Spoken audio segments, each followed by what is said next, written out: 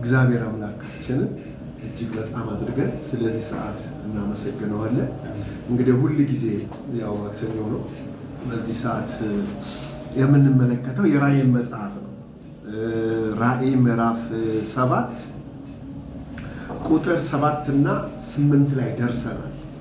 ከቁጥር 4 ጀምሮ እስቲ ላንብብላችሁ።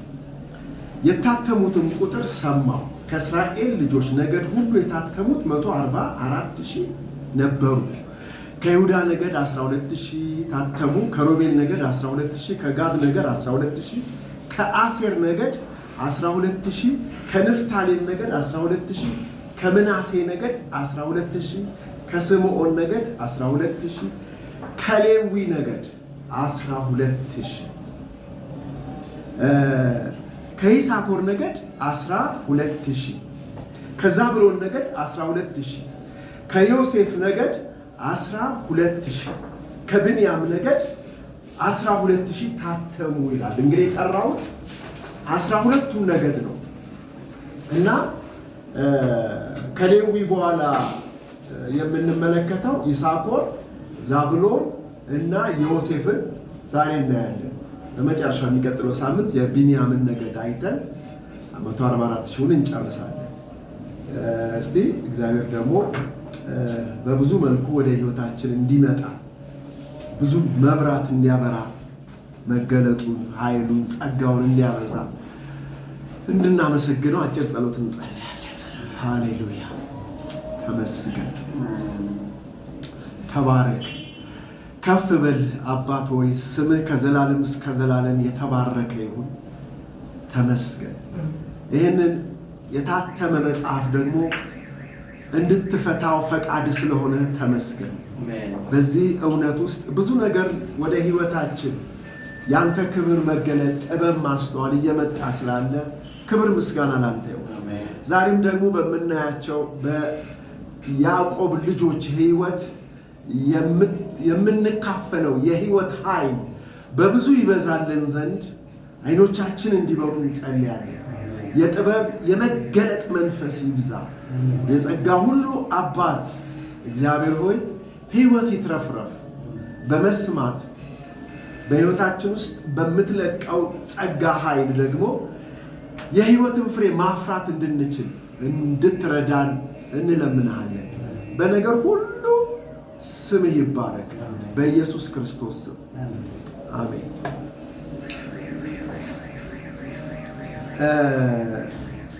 እንግዲህ ባለፈው ሌዊ ላይ ነበረ ምን ያደረግ ነው ያዕቆብ ነው እና እንደምታስታውሱት ሌዊ የሚለው ቃል ምን ማለት ነው አለን? በትርጉሙ መቀላቀል ማለት ነው። ታስታውሳላችሁ ምን እንዳለች?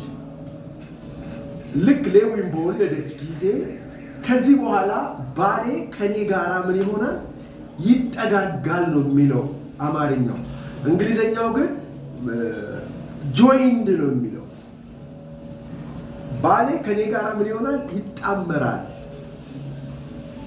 እንግዲህ ከዚህ በፊት ግን ባሏ ነው ግን አላገኘችው። አሁን ፍሬ እያፈራች ስላለ በተለይ ማንን ስትወልድ?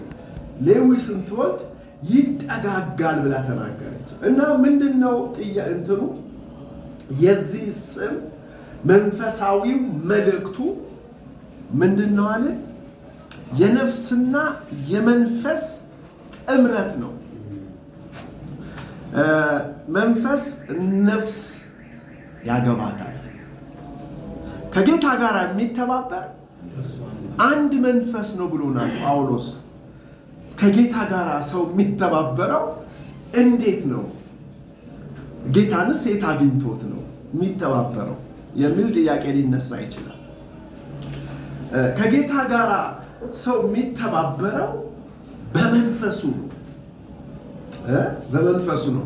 የሮሜ መጽሐፍ የምናስታውሰው አንድ ቃል አለ። ክርስቶስ በእናንተ ውስጥ ቢሆን ሰውነታችሁ በኃጢአት ምክንያት የሞተ ነው፣ መንፈሳችሁ ግን በጽድቅ ምክንያት ሕያው ነው ይላል። ጌታም ይላል ደግሞ ጳውሎስ በሌላ ቦታ ከመንፈሳችሁ ጋር ይሁን ይላል። ጌታ ከምናችሁ ጋር ይሁን? ከነፍሳችሁ ጋር አይደለም። እሺ ከመንፈሳችሁ ጋር ይሁን። ስለዚህ የጌታ መምጣት የወረደው በምናችን ነው ማለት ነው? በመንፈሳችን ላይ ነው የወረደው። መጀመሪያ ያነሳሁት ሐሳብን ደግሜ ላስቀምጥላችሁ። ሐሳቡን ትንሽ ከፈት ላድርገው። ክርስቶስ በእናንተ ውስጥ ቢሆን ነው ያለው። ኢፍ ነው ያኛው እንግሊዘኛው የሚለው ቢሆን፣ አሁን ቢመጣ፣ የኢየሱስን መምጣት ብትቀበሉ፣ ክርስቶስ በእኔ መጥቷል ብትሉ ሰውነታችሁ በኃጢአት ምክንያት የሞተ ነው፣ መንፈሳችሁ ግን በጽድቅ ምክንያት ሕያው ነው ይላል። እና ይሄን ነገር ወዴት ይወስደናል መሰላችሁ? ወደ መጀመሪያው ዘፍጥረት ምዕራፍ 3 ላይ ይወስደናል። እዛ ጋር ምንድን ነው የተከሰተው? የጋብቻ ውል እዛ ጋር ፈርሷል። የምን ጋብቻ መሰላችሁ? ከጌታ ጋር መተባበር፣ ከጌታ ጋር መጋባትን እዛ ጋር በሞት ፈርሷል። አትብሉ፣ በበላህ ቀን ግን ሞትን ትሞታለህ ያለው። ይሄ ሞት ምንድን ነው ሲባል ከሱ ከእግዚአብሔር ምን መሆን መለየት ነው። ስለዚህ አዳም ወደዚህ ዓለም ሲመጣ ሔዋንም ቢሆን ከእግዚአብሔር ጋር ነበሩ፣ አብሮነት ነበረ፣ በእግዚአብሔር መንግስት ስር ነበሩ። የእግዚአብሔር መንግስት ይገዛቸው ነበር። ገነት ማለት የእግዚአብሔር ሕልውና አገዛዙ ያረፈበት መሬት ነው። ስለዚህ በዛ ስፍራ ላይ ከገዢው ከእግዚአብሔር ጋር በጋብቻ ሲመላለሱ የተነገረ ሕግ ግን ነበረ። አትብላ፣ በበላህ ቀን ግን ትሞታለህ። ስለዚህ ይሄ ምንድን ነው? እባብ አሳተኝና ምን አረጉ ነው የምትለው እሷ? በላው ነው። በበሉ ጊዜ ግን አይናቸው ተከፈተ፣ የሁለቱም አይኖች ተከፈተ ይላል። የማያውቁትን አወቁ። የማያውቁት ዓለም ውስጥ ገቡ። ከነበሩበት ዓለም ወደ ሌላ ዓለም ተሻገሩ። ከመንፈስ ከእግዚአብሔር ሕልውና ወደ ምድር ወረዱ፣ ወደ ዓለም ወረዱ፣ ወደ ስጋ ወረዱ። ወደ ነፍስ ተፈጥሯዊ ነገር ነው የወረዱት። ምን ሆነ? በመንፈስ ሞቱ፣ በስጋ ግን ሕያው ሆኑ። ምን ሆነ ማለት ነው? ከእግዚአብሔር ጋር የነበረው ጋብቻ በመሞት ምን ሆነ? ፈረሰ። አሁን ልምጣ ወደ ጠቀስኩት ጥቅስ። ክርስቶስ በእናንተ ውስጥ ቢሆን መንፈሳችሁ ከጽድቅ የተነሳ ምንድን ነው አለ? ትንሣኤን አግኝቷል። ድሮ ሞቶ ነበር። ስጋችሁ ግን ድሮ ሕያው ነበር አይደለ? አሁን ክርስቶስ ስለመጣ ምን ሆነ? ሞታችሁ። ለምንድን ነው በስጋ የሞቱት? ከዚህ ዓለም የነበረው ጋብቻ ምን ሆነ ማለት ነው? ተቆረጠ። በክርስቶስ ስጋ ለሕግ ተገላችኋል የሚል ቃል ታስታውሳላችሁ። ሮሜ 7:4 ሕግ መንግስት ነው። ሕግ የሰይጣን በሉት፣ የዓለም የስጋ በሉት፣ የሃይማኖት በሉት፣ ስርዓት ሕግ ነበረ።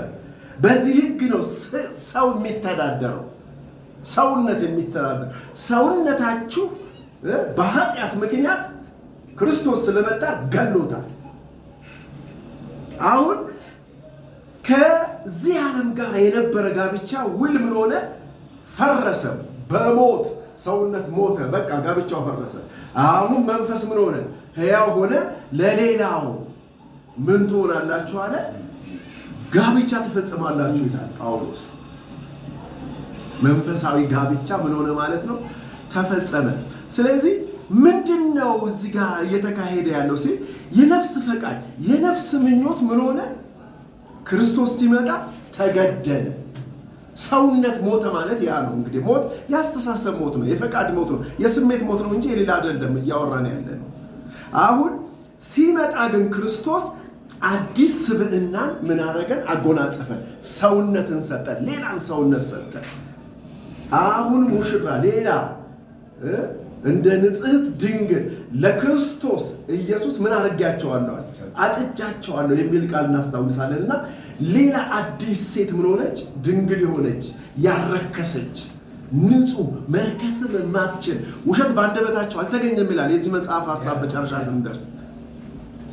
እነሱ ጌታን ምን ያደርግ በጉን ይከተሉታል ይላል። ስሞቻቸው በግንባሮቻቸው ተጽፏል ይላል። ልብ በሉ። ስለዚህ አዲስ ስብዕና አለ። አሁን አዲስ ነፍስና መንፈስ ነው ምን የሚያደርጉት? ጋብቻን የሚፈጽሙት። ከዚህ በኋላ ባሌ ምን ያደርገኛል? ያገባኛል ወይም ደግሞ ይዋሃደኛል አለች።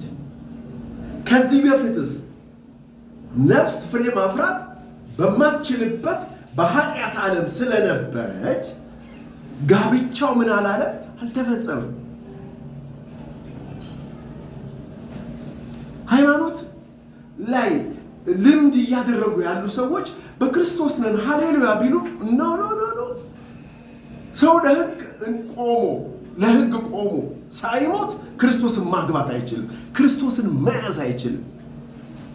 ቤተ ክርስቲያን ወይም በድርጅታዊ መዋቅር ውስጥ ያለችው ማለት ነው፣ ውጫዊ በሆነ መልክ ያለችው እቺ የምትታየዋ ቤተ ክርስቲያን እሷ በሕግ ነው እየተዳደረች ያለችው። አትንካ፣ አትቅመስ፣ አትሂድ፣ ጸልይ፣ ጾም፣ አንብብ፣ እነዚህ ነገሮች ክፉ ናቸው ማለት አይደለም። ግን እንደ ትእዛዝ እየወረዱ ይሄን በማድረግና ባለማድረግ መንፈሳዊ ልኬት ምን እየሆነ ነው? እየተለካ ነው። በዚህ ልኬት የለውም መንፈሳዊነት።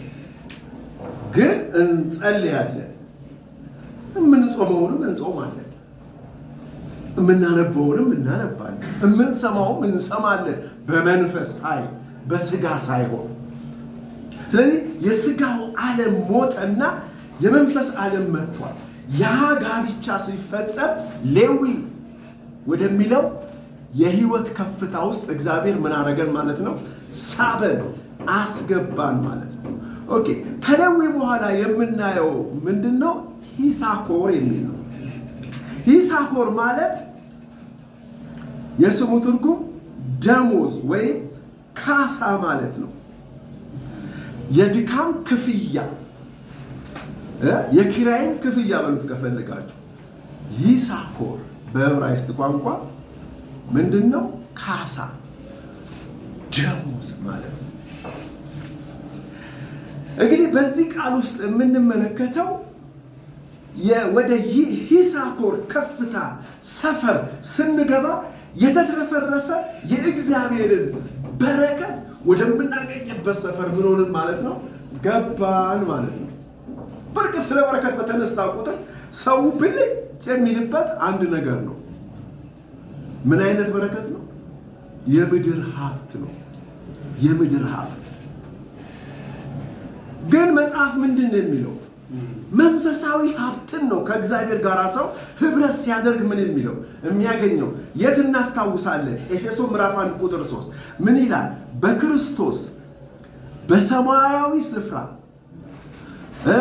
በምድራዊ በረከት የባረከን፣ በመንፈሳዊ በረከት የባረከን የጌታችን የኢየሱስ ክርስቶስ አምላክና አባት ይባረክ ነው የሚለው።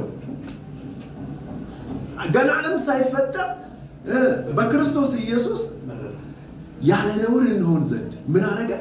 መረጠን ካለ በኋላ በሰማያዊ ስፍራ አያው ሲያስቀምጠን በመንፈሳዊ በረከት ምን አድርጎን ነው? መቀመጥ አለ። ከዛስ መባረክ አለ። ስለዚህ ዛሬ መንፈሳዊነት የዓለም ብልጽግና ሆኗል። ብር ቆጠራ፣ ሀብት ቆጠራ።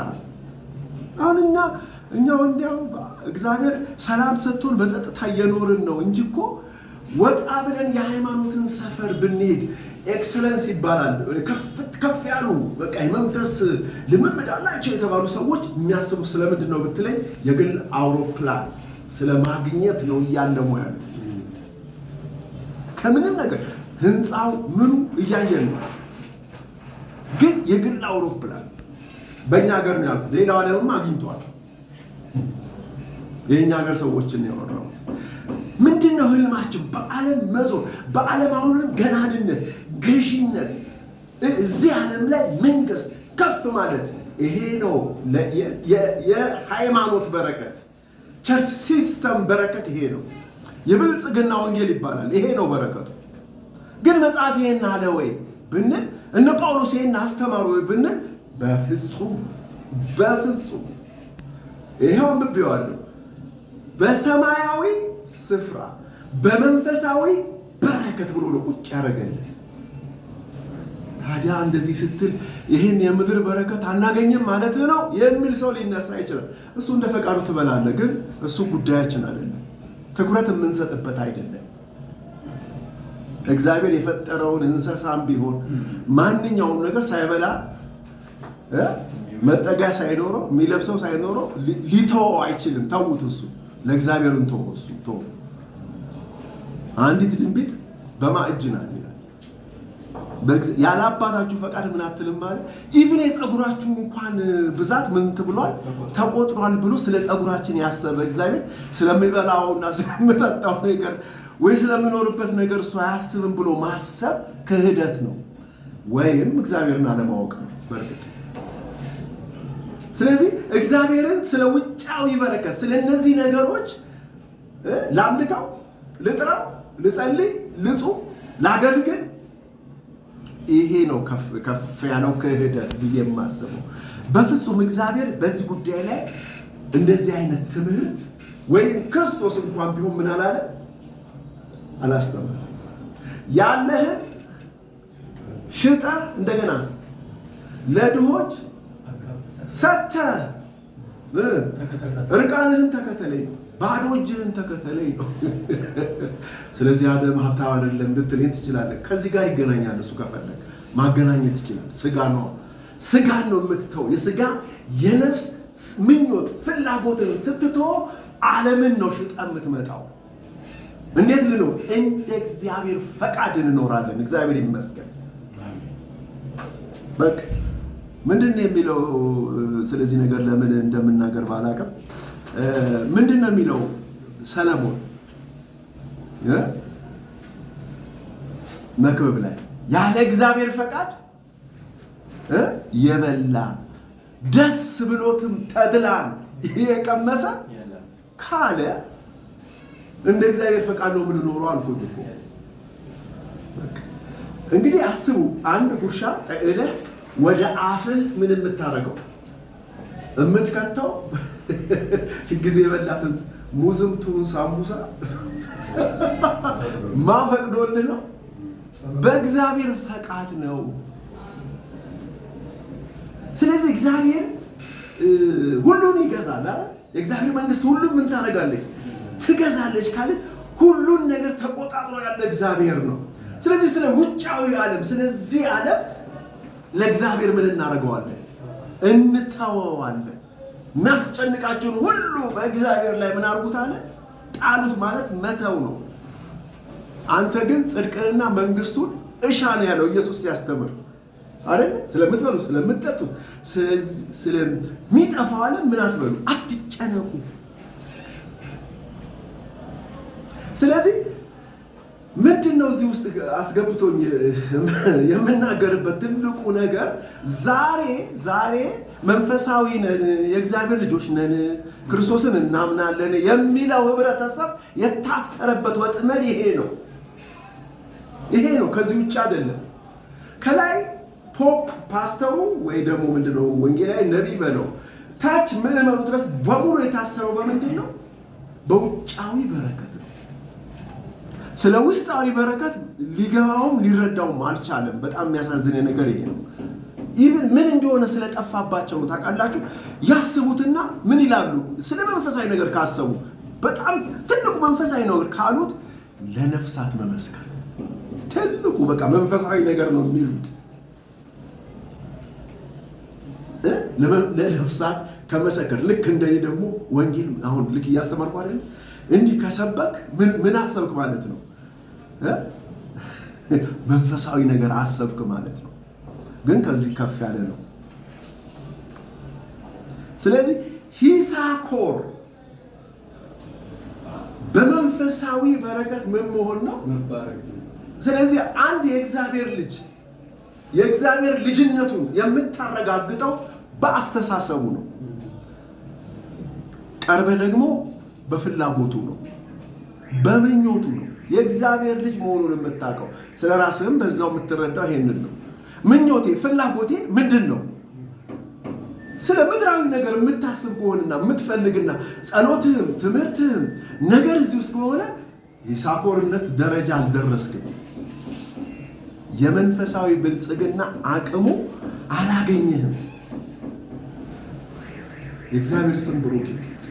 ነገር ግን ስለ መንፈሳዊ በረከት ግን ከተረዳህና እሱ ነው ወደምትፈልግበት ከፍታ ከገባህ ግን እሱ የእግዚአብሔር ልጅነት ነው። በመንፈሳዊ ስፍራ የት ነው መንፈሳዊ ስፍራ? በሰማያዊ ስፍራ። አይ መንፈሳዊ ስፍራ ሳይሆን በሰማያዊ ስፍራ ነው ያለው። መንፈሳዊ በረከት ነው ያለው አይደል? ሰማይ ሲል ይሄ ጠፈር ይሆን ወደ ላይ ቀዳ ብለን የምናየው እሱ ከሆነ ችግር ነው። አሁንም ለምን መሰላችሁ? በረከቱ ምድራዊ ይሆናል። ግን መንፈሳዊ ካል ነው ሰማያዊ ካለ ግን ምን ማለት ነው? ከሚታየው ከሚዳሰሰው ዓለም ምን ያለ ከፍ ያለ ማለት ነው። የሚጨበጥ አይደለም፣ የሚዳሰስ አይደለም ማለት ነው። ለዚህ ዓለም የሚታይ አይደለም፣ መንፈሳዊ ነው፣ ሰማያዊ። ስለዚህ መንፈሳዊ ስለሆነ ደግሞ መንፈሳዊ በረከት እዛ ነው ያለው ማለት ነው። እግዚአብሔር ይመስገን። ስለዚህ እንግዲህ እኛ በሌዊ ሕይወት ውስጥ የመንፈስ ምን ፈጽመናል? የመንፈስ ህብረት፣ ጋብቻ፣ ጥምረት ከፈጸምን ሰማያዊው በረከት ደግሞ ምን ይሆናል ማለት ነው? ይወርዳል። ከሰማይ ከእግዚአብሔር ዘንድ ይወርዳል። እግዚአብሔር ይመስገን። ምንድን ነው ይሄ ሰማያዊው በረከት? ልጅነት ነው።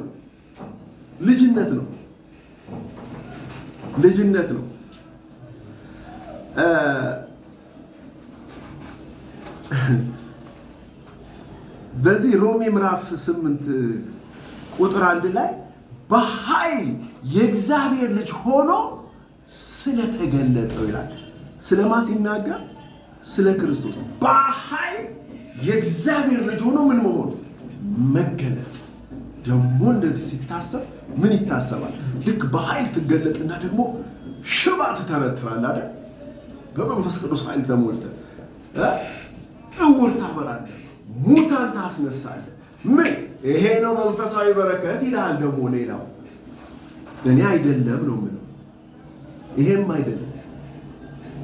ክርስቶስ ኢየሱስ በዚህ ምድር ላይ በነበረ ጊዜ በስጋው ወራት ማለት ነው ምን አምጥቷል? ሽባ ተርትሯል፣ እውር አብርቷል፣ በውሃ ላይ ተራምዷል። ግን መንፈሳዊ የሆነውን በረከት ግን ምን አላለ? አልገለጠም። ብዙዎች የሚስቱት እዚህ ሰፈር ነው። ምን ማለት ነው የሚለኝ ሰው ሊኖር ይችላል። ይህን ሲሰማ ሰው ይኸውልህ እዚህ ጋር እየተገለጠ እየተነገረ ያለው ነገር በረከቱ ከሰውነት ጋር የተያያዘ ነው። ከዚህ ስጋ ሰውነት ከውጫዊ ሰውነት ጋር ብትበላ ሰውነት ቢፈወስ በባህር ላይ በውሃ ላይ ብትራመድ ከሞት ብትነሳ ጊዜያዊ ነው ሁሉ፣ ጠፊ ነው ሁሉ። ዓይንህ ቢበራ ተመልሶ ምን ይሆናል? ስትሞት። ስለዚህ ጊዜያዊ በረከት ነው። ጊዜያዊ በረከት ወደ ዘላለማዊ በረከት ልታሻገረው አትችልም። መንፈሳዊ በረከት ዘላለማዊ ነው። ምንድን ነው ካልከኝ አለመበስበስ ነው፣ አለመሞት ነው፣ አለመድከም ነው። ሰማያዊውን አካል መጎናጸፍ ነው።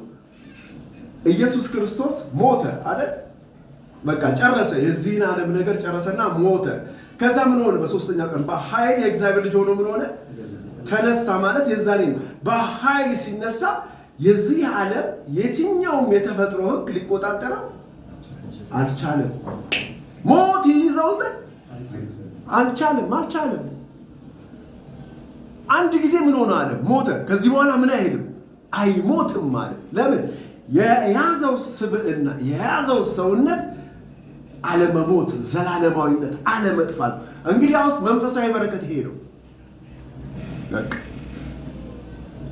ማንም ሊቀበሉ ያለ ይቀበለው።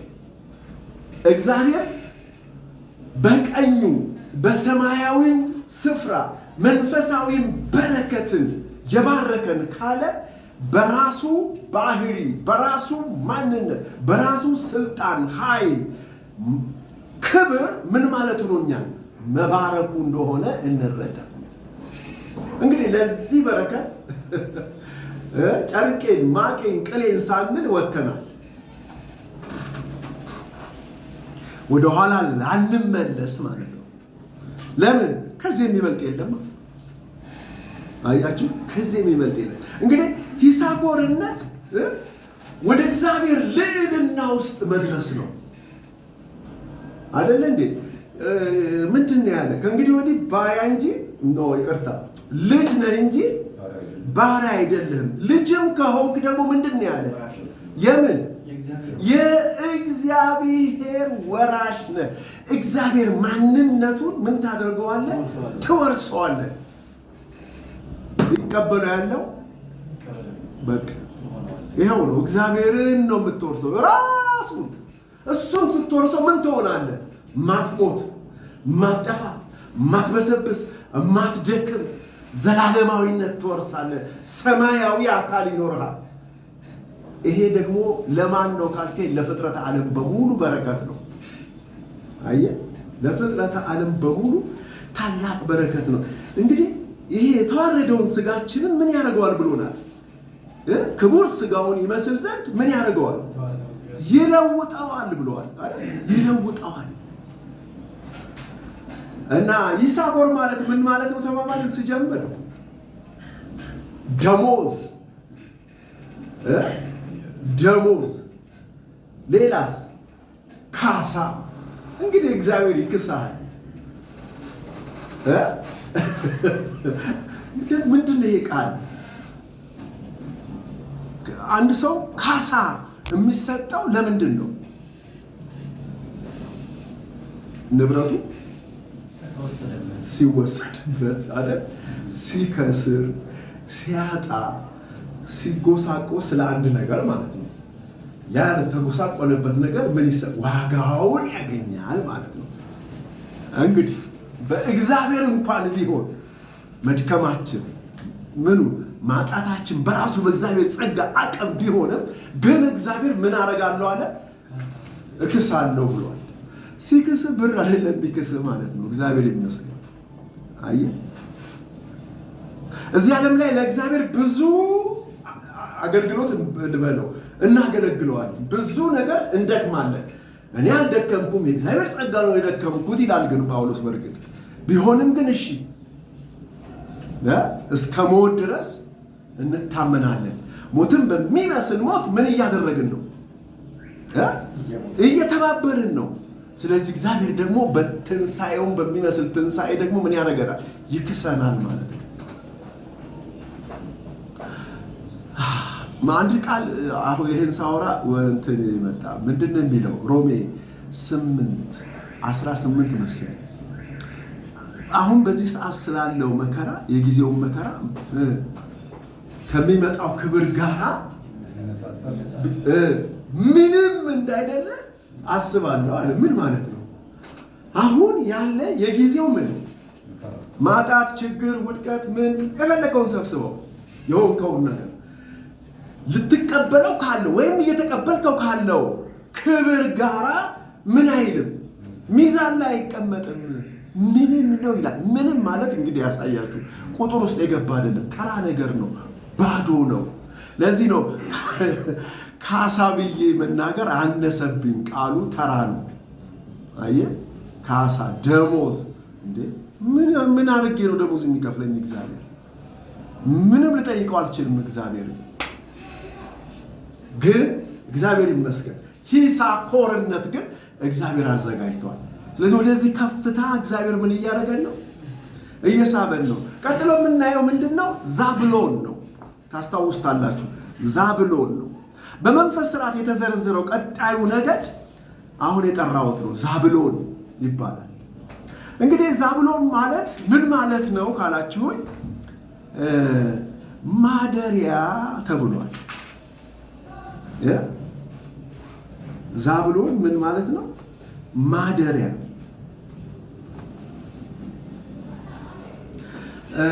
እግዚአብሔር የስሙ ትርጉም መኖሪያ ወይም ማደሪያ ነው። እሺ፣ የስሙ ትርጉም። ስለዚህ ይሄ ነገር ምሳሌው ምንድን ነው ነው? አሁን ከዚህ የምንመለከተው ምንድን ነው? እግዚአብሔር ከይሁዳ ነገድ ነው አይደል የጀመርነው። አሁን የት ደረስን? ዛብሎን ደረስን። በትምህርት እንኳን ስንት 1-2 ወር ይሁን የደረሰው ምናልባት ይሁን ትንሽ ነው። በህይወት ግን የማትቆጥረው ዘመን ነው። ወደፊት ማላቀው ዘመን ነው የምንኖረው። ይሄንን ህይወት ምን ለማድረግ ለማግኘት ምን ታያለህ ካልከኝ እግዚአብሔር ሲሄድ አየዋለሁ፣ ሲራመድ አየዋለሁ። በህይወት ከምን ጀምሮ? ከይሁዳ ምስጋና ጀምሮ። ምስጋና የምታመሰግነው አንድ ነገር ስታገኝ ነው አይደል? ገና የእግዚአብሔርን መንግስት ስንገባ በምስጋና ነው የተሞላ ነው። ያ ይሁዳነት ነው፣ መንግስቱን ማግኘት። ቀጥለን ምንድን ነው ያየነው? ሮቤልነት ነው ያየነው አይደል? ሮቤልነት እነሆ ልጅ ነው የተባለው እና የልጅነት ህይወት አየን። ከዛ ቀጥለን ምንድን ነው ያየነው? ጋድ ነው። ጋድ ጭፍራ ነው፣ ማሸነፍ። እሱን ነበር ያየው። መንፈሳዊ ጦርነትን የተለማመድ ነው። ከዛስ አሴር በማሸነፍ ድል በመንሳት ደስታ ነው። አሴር ደስተኛነት ነው። ከዛስ ምን አደረገ? የእግዚአብሔር መንግስት የሚያስጠፋውን ደስታ ካየን በኋላ ደግሞ ንፍታሌም ውስጥ ነው የገባ ነው። ንፍታሌም ማለት ትግል ማለት ነው፣ መታገል። ታግዬ ያሸነፍኩ ትላለች እኮ ሴትዮዋ። ማሸነፍ ምን ማለት ነው? በድል ወደ መንፈሱ ከፍታ ምን ማድረግ መውጣት። ምንድን ነው ያለው ንፍታሌም? የኋላ እግሮችን ስናስታውስ ዋላ ተራራ ላይ እንዴት እንደሚሮጥ እንደሚወነጨፍ ይህን ታስታውሳላችሁ። እሱም ተመለከትን። ከዛስ ምናሴ ደግሞ ምንድን ነው? የኋላን ምን ማድረግ ነው? መርሳት ነው። አሮጌውን ሰው ምን ማድረግ ነው? መተው ነው። አዲሱን መልበስ ነው። ዋው ድንቅ ነው። ይሄ ሁሉ ጉዞ እግዚአብሔር እያስጓዘን ነበረ። ከዛስ ስምዖን መሰማት፣ በእግዚአብሔር መሰማት። ስለዚህ በእግዚአብሔር የምትሰማው እግዚአብሔርን ስትሰማው ነው። እግዚአብሔርን የሚሰማ ካለ ይስማኝ አለ እኮ አንዱ መሳፍንት። ታስታውሳላችሁ? መሳፍንት መጽሐፍ ውስጥ እግዚአብሔርን የሚሰማ ሰው ካለ እኔን ይስማኝ አለ። እግዚአብሔር የሰማው እግዚአብሔር ይሰማል። ስለዚህ መስማትን ምን አደረግን? ተመለከትን። ከዛስ ሌዊን ነው ያየነው። መቀላቀል፣ ውህደት፣ የነፍስና የመንፈስ ጋብቻ፣ ከነጠላነት ወደ አንድነት ወደ ሙሉነት ደረስን። ከዛስ የት ደረስን? ይሳኮር ጋር ደረስን። ምን ማለት ነው ይሳኮር? በመንፈስ በሰማያዊ ስፍራ በመንፈሳዊ በረከቶች ሁሉ ምን ሆንን ተባብለናል፣ ተባረክን። የልጅነት አገልግሎት ለመፈጸም የሚያስፈልጉ ነገሮች ሁሉ እግዚአብሔር ምን አደረገን? ሰጠን ብለናል። ከዛ በኋላ ነው ምን ያህል ነው አሁን ዛብሎን። አሁን ተረጋግተህ ትኖራለህ ማለት ነው። እግዚአብሔር ዘንድ መቀበል ብቻ ሳይሆን ወደ መጨረሻው ከፍታ ጥሪ ደረስን ማለት ነው። ያን ጳውሎስ ያለው ነገር ነው። ያን የተያዝኩበትን ምን አደርግ ዘንድ እፈጥናለሁ የኋላዬን ትቼ ብሎ ይናገራል። ስለዚህ የተጠራበት ጫፍ አለ፣ ህልም አለ። ያንን ስፍራ ምን ማድረግ ነው? አሁን ዛብሎን ማግኘት ነው። ከዛስ ዮሴፍ ጋር እንደርሳለን። ዮሴፍ ምንድን ነው? ዮሴፍ የስሙ ትርጉም ይጨምር ነው። ይጨምር ነው። ሌላ ወንድ ልጅ ይጨምርልኝ ስትል ዮሴፍ አለችው። ማናት እናትየው? ራሄል ናት። ራሄል እስካሁን ማህፀኗ ምን ነበረ? ዝግ ነው። ከያዕቆብ ጋር ምን አደረገኝ? ተጣላች እኮ። ልጅ ስጠኝ። አንቺ እኔ በእግዚአብሔር ፋንታ ነኝ እንዴ? ሴትዮዋ ዞር በይ፣ ከእግዚአብሔር ጋር አታጣይኛል። ስለዚህ ሴትዮዋ ወደ እግዚአብሔር ምን አደረገች? ጮኸች። ስለዚህ ምን ሰጣት? ልጅ ሰጣት። በጣም የሚገርመው ሲሰጣት ምንድን ነው ያለችው? ይጨምር ነው ዮሴፍ ይጨምር። ወንድ ልጅ ሰጣታለ ዮሴፍን። ሌላ ወንድ ልጅ ስጠኝ ነው እንጂ በዮሴፍ ላይ የሆነ ነገር በረከት ያገኝ አይደለም። አሁን ደምስ ያነሳው ነበር ስለ ዮሴፍ በረከት። ዮሴፍ ልክ ነው የተባረከ ነው። ትንሹ የዛፍ ፍሬ ነው፣ ይበዛል። በምድራዊ በረከት ምናምን ሁሉ ተባርኮ ታዩታላችሁ። እሱን አያወራም መጽሐፉ። የሚያወራው ምንድን ነው? በሱ ላይ ሌላ ወንድ ልጅ እንዲመጣ ነው። ማ ነበር ይሁዳ የመጀመሪያ ልጅ ነው። ቢኒኦን አለችው እናትየው። ቢንያም አለው አባትየው። ምን ማለት ነው? የቀኝ ልጅ ማለት ነው። ያ እንዲጨመርላት ነው የፈለገችው። ይጨምር። ዴስቲኒያችን ነው። ኦልሬዲ ወደ ፍጻሜ የደረስን። ይሄ 144,000 ቁጥር እያለቀ ነው በትምህርት በህይወት ደግሞ ያልቃል፣ ጥርጥር የለንም። አሁን እያለቀ ነው፣ ጫፍ ላይ ያደረስን ማለት ነው። አያችሁ፣ የመጨረሻው ጫፍ። ራሄል ምን አለች? ወደፊት አሰበችና ይጨምራለች፣ ዴስቲኒ ይምጣለች። ሴትዮዋን አናውቃትም፣ መንፈሷን ነው የምናውቀው። በዮሴፍ ላይ ሌላ ወንድ ልጅ ይጨምራለች እና እሱን የሚቀጥለው ሳምንት ነው የምናየው። ግን ዮሴፍ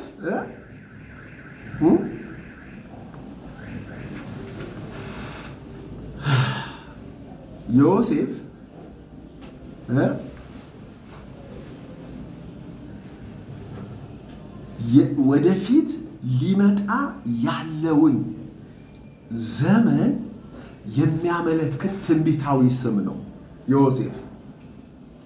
በዮሴፍ ላይ ምን ይበልጥ? ይኸውልህ ዮሴፍነት ኦልሬዲ ይዘኸዋል።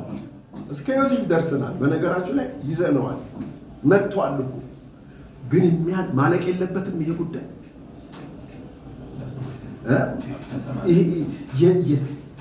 የውስጥ ከብዶን ምን እናደርጋለን? ምንድን ነው የቀረ? የሰውነት ቤዛ አይደለ? የፍጥነት ናፍቆት፣ የእግዚአብሔር ልጆች ምን መሆን፣ መገለጥ፣ መታየት፣ የቀኝ እጁ፣ የቀኝ ኃይሉ፣ የቀኝ ልጁ ምን መሆን፣ መምጣት። ይህን ነው ናፍቆን ምን የምናደርገው፣ የምንቃትተው። እንግዲህ በዮሴፍ ሕይወት ቆመን አሻግረን ምን እያደረግን ነው? ሁሌም አይደል ለጥያቄያችን ሁሉ መልስ እየሰጠን ነው አይደል? ምን ይጨምር ተብሏል እና እግዚአብሔር በቢንያም ነው የሚዘጋው። እሺ በቢንያም ምን ያደርገዋል? ያጠናቅቀዋል። እንግዲህ በነገራችሁ ላይ አሁንም ከይሁዳ እንጀምራለን። ተመልሰን በህይወታችን ታውቃላችሁ፣ ወደ ይሁዳ እንመለሳለን። ከዛስ ተመልሰን እንሄዳለን። በእያንዳንዱ ህይወት ውስጥ እድገት እያሳየን ነው ያለ ነው እንጂ አሁን እንደተማርነው በአንድ ጊዜ ነገሮች ምን አይሉ። ማንነትን ምን እያወራሁ ነው? የሚጨመረው ማን ነው እያልኩ ነው? ቢንያምነትን ቢሆን እና ስለ ቢንያም በሰፊው እናያለን። ተባረኩ። ዛሬ ይሄን ያህላል። የሚቀጥለው ቢንያምን ከጀመርኩት ስለማልጨርሰው ይበቃናል። ተባረኩ።